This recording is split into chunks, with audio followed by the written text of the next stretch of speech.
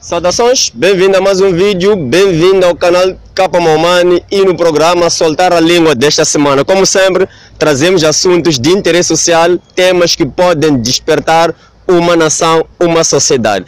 Como sempre, eu disse que estarei aqui e trarei um assunto que vai desvendar esse fenômeno que muitos não conhecem. Estou aqui no Jardim dos Magermans, estou com os verdadeiros, eles vão tentar me explicar o que é isso de Magerman. Mais uma vez, bem-vindo ao programa. Obrigado. Primeiro, bem-vindo ao programa. Qual é o nome? Aqui é José Salvador Costa. É o José Salvador Costa. Sim, é ex-regressado da ex-RDA. Ex-regressado da RDA? Exatamente. Mas o que é isso da RDA? RDA é a antiga Alemanha Democrática, portanto existia a Alemanha Democrática, existia a Alemanha Federal. Hoje é uma única Alemanha que se chama agora RFA. RFA. É onde nós estávamos.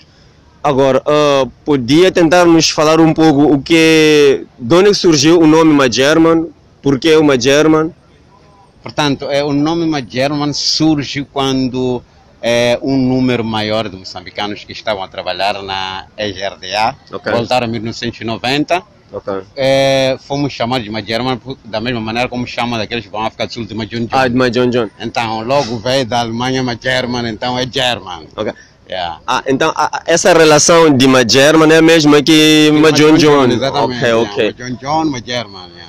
Vou tentar saber do senhor. Aqui estou-me a sentir um anão diante de um gigante, mas enfim, vamos deixar disso. E o senhor, como é que está?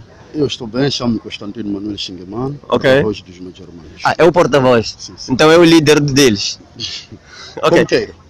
Na verdade, como é que surgiu o Magerman? Sabemos que os Magerman são aqueles que foram ou são ex-regressados da Alemanha. Como é que surgiu, como que saíram daqui de Moçambique para a Alemanha? Como surgiu esse movimento ou essa... Isso foi despertou a atenção quando o Henrique Joneca, o ex-presidente da antiga ex-RDA, quando foi a Capicap nos finais de 1977, fez lá o discurso na companhia do Machel. Então, sentado com o Machel, o Joneca disse que tinha lá muito emprego, porque na altura, quando Moçambique estava a lutar na guerra de 10 anos, a Rússia não podia dar o armamento diretamente, porque a Rússia é uma superpotência em termos de material bélico. Então, as superpotências não podem vender material bélico a um movimento digamos, na altura era considerado turas, né? Isso é uma palavra que mesmo os próprios da Frelimo sabem disso. Então não podiam receber o armamento diretamente da Rússia. Então a ex-RDA comprava as armas na Rússia e por sua vez enviava para a Frelimo. Então, feitas as contas, no fim da guerra, Moçambique já estava com uma dívida muito grande. Então, esta dívida que foi pago pelo trabalhador que foi trabalhar na antiga ex-RDA. Deixa eu perceber, isso quer dizer que os Magermans ou os moçambicanos tiveram que ser recrutados em Moçambique para trabalhar na Rússia ou na Alemanha para poder trazer equipamento para cá? Não. Para pagar a dívida que já existia, porque antes do Moçambique independente, a Frelimo veio do mato com uma dívida com a ex-RDA de armas. Na verdade, armas e equipamentos e outros componentes militares. Os Magerman, quando é que surgiu, ou quando é que saiu, o primeiro Magerman saiu daqui de Moçambique para a Alemanha? Foi em 1979. O acordo foi rubricado a 1 de fevereiro de 1979. Depois da independência? Depois da independência. E também o Henrique Joneca veio a Moçambique após a independência. Por isso estou a dizer nos finais de 1977. O Henrique Henrique Oneca, ou simplesmente Oneca. Oneca para nós, antigo presidente da ex-RDA. Para nós somos novos, somos crianças e não sabemos, a não ser que investiguemos, né? Sim, nem sabem que os que estavam a trabalhar na ex-RDA foram pagar uma dívida que a Frelimo trazia consigo das matas. Para quê? Afinal, o ir para a Alemanha, vou fugir para ele, desculpa. Afinal, o ir para a Alemanha não era só uma cooperação e criar um projeto, um trabalho, favorecer moçambicanos para um trabalho.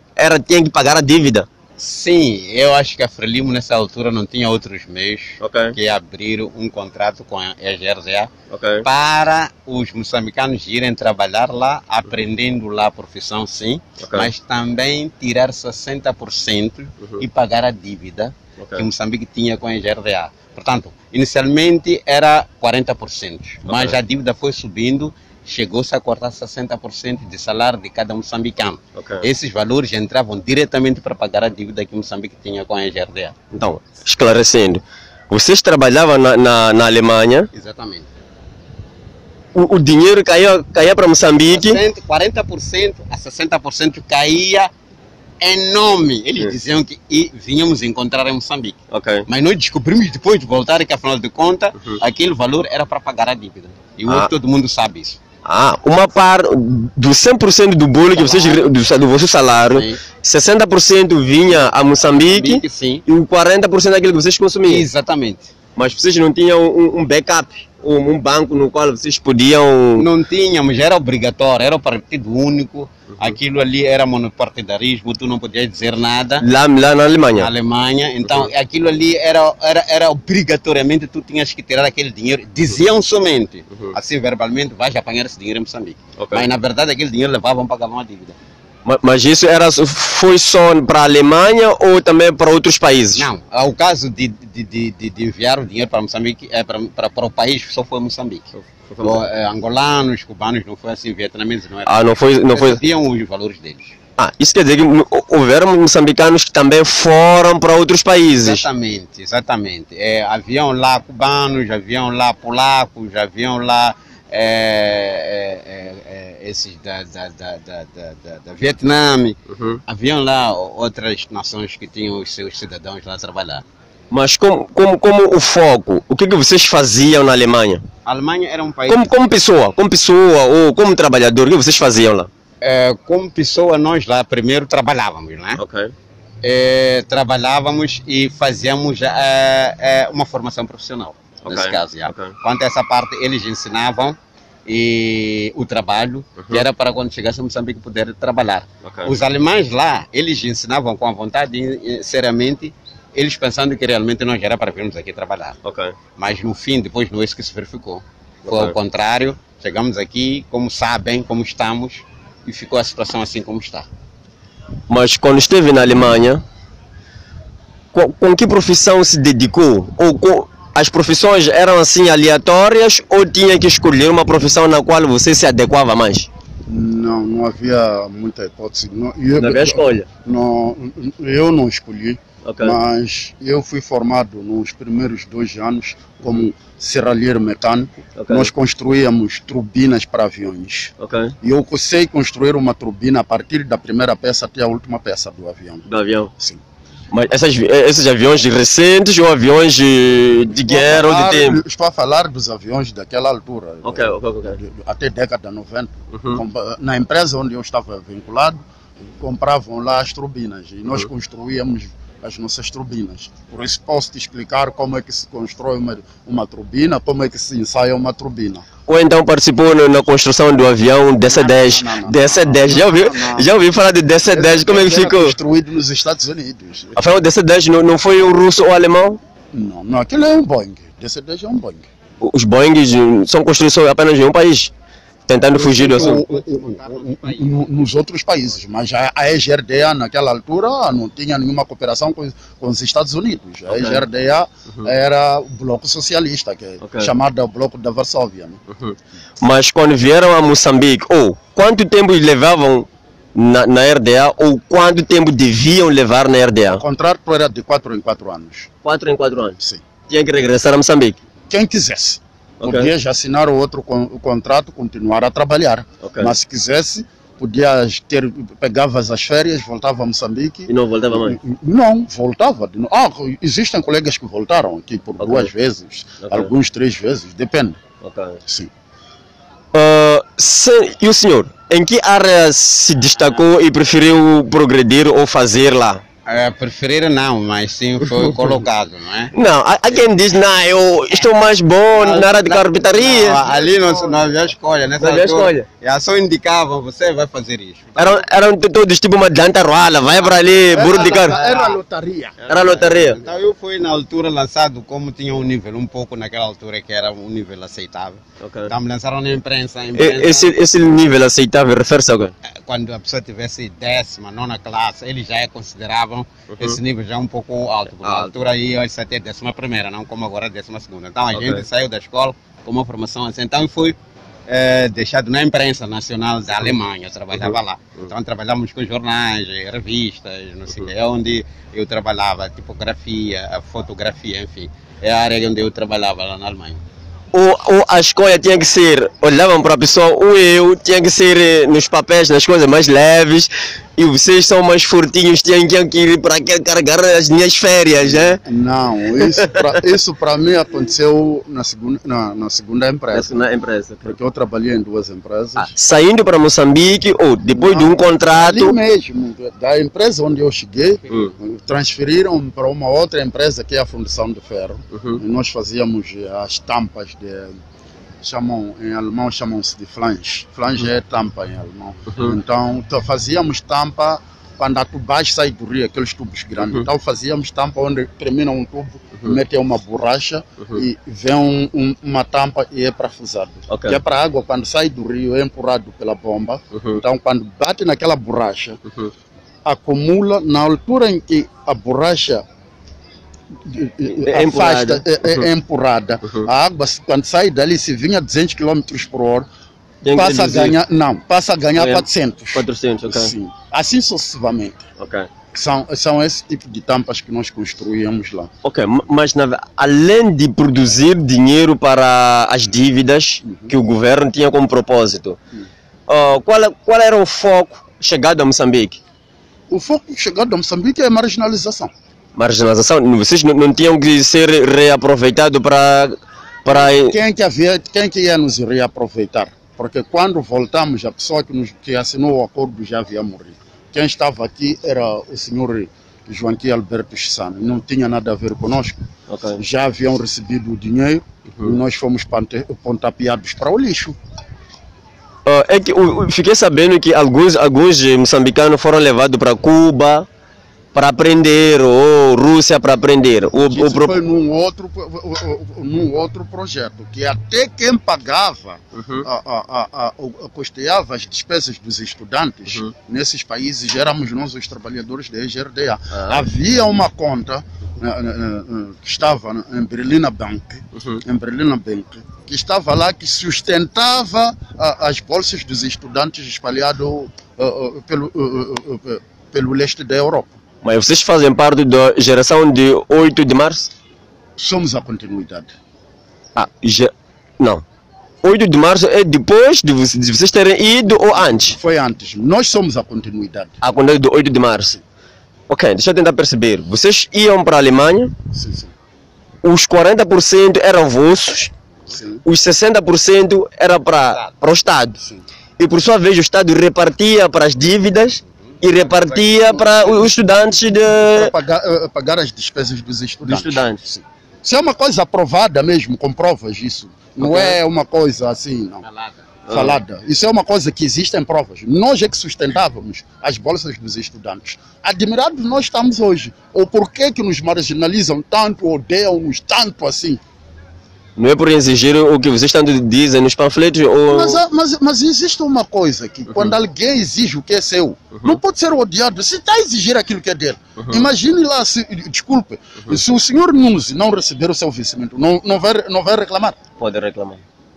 Agora, por que tem que ser eu, Constantino, quando reclamo, tem que ser morto? Pura simplesmente porque não sou presidente, não sou ministro, não sou membro da Frelimo, fiel a eles. Penso que isso é uma filosofia errada. Mas quando vocês voltaram da RDA, não foram reaproveitados, não foram reaproveitados, tipo... Emprego. Sim. Não houve nada. Pelo contrário, fomos rejeitados, excluídos. Mas não era o propósito, porque não já tinha conhecimento. Sim, mas o meu colega dizia, este projeto era de Samora Machel. Samora Machel morre em 86, nós voltamos em 90, ele já não estava. Quem estava era o senhor Joaquim Chissano. Joaquim Chissano não tinha nada a ver com isso. Nós voltamos não tinha? Não tinha nada a ver. Então o contrato não era dele? Não era dele, ele praticamente não assumiu isso. Porque não assinou? Não assinou e não assumiu porque isso não era a tendência dele. Quem fez esse projeto é a Samora Machel. Ele não tinha nada a ver com isso. Por isso, quando nós chegamos, ninguém aqui foi colocado. Ok. Era só se desarrascar. E se em algum ministério ou uma empresa descobrisse que você é uma germana, era mandado embora. Você tinha que se esconder para trabalhar. Você tinha que chegar a entrar ali, eu sou já esteve no estrangeiro. Não estive. Mas o dia que ele descobrisse que você é um que estava lá, então era rejeitado. Mas por quê? Tem uma ideia por que vocês eram rejeitados da função pública? Uma coisa interessante que você acabou de dizer ao meu colega aqui, porque nós reivindicamos. Ok. Então, reivindicamos, somos vistos como inimigos. Devemos calar, devemos ter aceitado. Então, quando você reivindica, você é mal visto neste país. Ok. Você tem que calar, aceitar tudo que o partido do poder, no poder, diz. Ok. É mais ou menos isso. Ok. Exatamente. Então... Por quê? Eram marginalizados porque vocês estavam mais para a oposição ou porque nem tanto? Porque se teve um problema com alguém e eu te contrato, apesar de eu ter ligação com ele, não quer dizer que estou ligado com essa pessoa. Sim, exatamente. O problema aqui é da própria política. Nós somos vistos como oposição, como inimigos, porque nós estamos a exigir os nossos direitos. Não é? Nós não podíamos exigir esses direitos. Nós descobrimos no fim de que nós fomos usados. Praticamente como escravos. Era um burro de carga. Exatamente. Então a gente começou a reivindicar que queríamos já lutar até morreu. Não sei se sabes, aqui no Jardim morreram 2 nossos colegas aqui com a polícia. Já confrontamos a polícia, nós já fizemos coisas aqui terríveis. Mas por causa exatamente disso, fomos mal vistos com o governo. Até hoje somos mal vistos. O governo não nos recebe, não quer saber nada de nós. Até hoje. Algo interessante que disse que morreu uns colegas aqui. Sim. Por reivindicação. A reivindicação foi Como é que surgiu esse espaço Magerman? Como é que vocês obtiveram a lei de ficar aqui? Porque os Magerman não tem outro sítio, ficam aqui. Por quê? Exatamente. Olha, houve um dia que nós zangamos, saímos para o Ministério do Trabalho. Dissemos dali, aqui não saímos. O ministro na altura era o Seveni, saiu para nos atender ali, discutimos com ele. Houve barulho ali, é quando ele disse, não, saiam daqui, vão ficar no jardim. Ali nós já vimos de vir vos dar a resposta. Mas esse jardim tinha nome antes? Este jardim é 28 de maio. O jardim é jardim 28 de maio? Liberdade, sim. É Jardim da Liberdade, o nome. Aqui é Jardim da Liberdade. Desde há muito tempo da Liberdade, desde há muito tempo. Mas passa a ser de Magerman, porque ele quando fala que nós temos que sair dali para vir aqui, a resposta vai trazer aqui. Então aqui já enche de Magerman. E nós saímos daqui, marchávamos daqui, saímos daquele portão grande até o Ministério do Trabalho. E há vezes que lutávamos com a polícia aqui no semáforo aqui. Aqui no meio, para não chegar até lá. Eles fechavam com blindados ali. Tiravam armas, a KM, disparavam mesmo. Às vezes prendiam. Portanto, a partir dessa altura nós recuávamos, vinhamos ficar aqui. Mas já tomaram uma outra posição, como atacar a eles. E toda sexta-feira na altura nós saímos na estrada e manifestávamos. Ia até o Ministério bater a lata, até hoje. Mas qual é o propósito, qual é a finalidade disso? Olha, a finalidade disso é quando eles forem nos pagar, aquilo que eles estão a dever. Sentar conosco e dizer, olha, houve isto, aconteceu isto, e nos pagar, acabou. É só isso que nós queremos. Visto que já passam mais de 30 anos, porque eu nasci depois de vocês terem começado com esse movimento. E já estamos em 2021, quase há 30 anos. 31 anos. Algum valor já foi pago, alguma luz, alguma esperança foi posta no túnel? Bom, houveram aquilo que nós chamamos que não houve critérios. Porque isso, se for a confrontar o governo, que eu vou te dizer aqui, vai te dizer que, não, nós pagamos os 60%, devolvemos. A resolução 28 de maio de 2003 cita o seguinte: corrigir os mapas, devolver as cadernetas de segurança social ao proponente e a devolução de 10%. Mas nenhuma nem outra coisa foi feita de forma seguiu critérios. O que é que eles fizeram? Foi dizer, já estamos a pagar os 60%. Os 60% é como quem diz, o Constantino vive no Chamancolo, vamos dar 10 mil a ele. E esses 10 mil você recebia em 1 ano e meio. Os 10 mil era dado em 1 ano e meio. 1 ano e meio. Isso quer dizer que é 6 meses ias receber 3 de qualquer barulho. Ok. 6 meses depois recebias 3 de qualquer barulho. 6 meses depois já ultimava, que é 1 ano e meio. Agora, como era o vosso suporte, o vosso sustento cotidiano? O nosso suporte, o nosso sustento cotidiano continua a ser a mesma. Nós vivemos daquilo que é o o valor do cão de um dirigente. Okay. Aquilo que resta quando o dirigente compra racho para o seu cão. É o que nós vivemos dele. Isso quer dizer que até agora já vos dão alguma coisa aqui? Não nos dão nada. Daquilo que nós ganhamos. A maioria de nós trabalhamos nas empresas de segurança. Okay. Sabemos como é que o segurança recebe neste país. Okay. Sabemos como é que as empresas, por exemplo, como é que se vive quem está no Dumbanengue neste país. Por essa razão que estou a dizer que nós vivemos daquilo que resta quando um dirigente vai fazer o rancho para o seu cachorro. Afinal, vocês não estavam inscritos no Instituto de Segurança? Não estamos. Mas nem agora estão? Não estamos, parece que também não vamos estar. Porque nem também não vamos gostar que estivéssemos lá. Porque aquilo é fonte azul ou é saco azul para o governo fazer e desfazer. Já viu quantos PCAs entraram ali, como é que eles saem de lá? Este vai para o tribunal, ora porque não vai aqui, ora porque vai. E quando sai de lá, os casos morrem assim, sem ninguém saber como é que as coisas estão. Portanto, para mim, né, não gostaria que, se um dia haver solução deste problema, não gostaria que fosse para lá. Ou se for para lá, tem que haver uma discussão muito aberta, de forma a sabermos que cada um o que vai ter que ganhar mensalmente é isto. Porque é normal naquela casa, alguém que devia ganhar 5.000 meticais, chegar lá a apanhar 1.000 meticais. É normal naquela casa. É nesse sentido que eu estou a falar.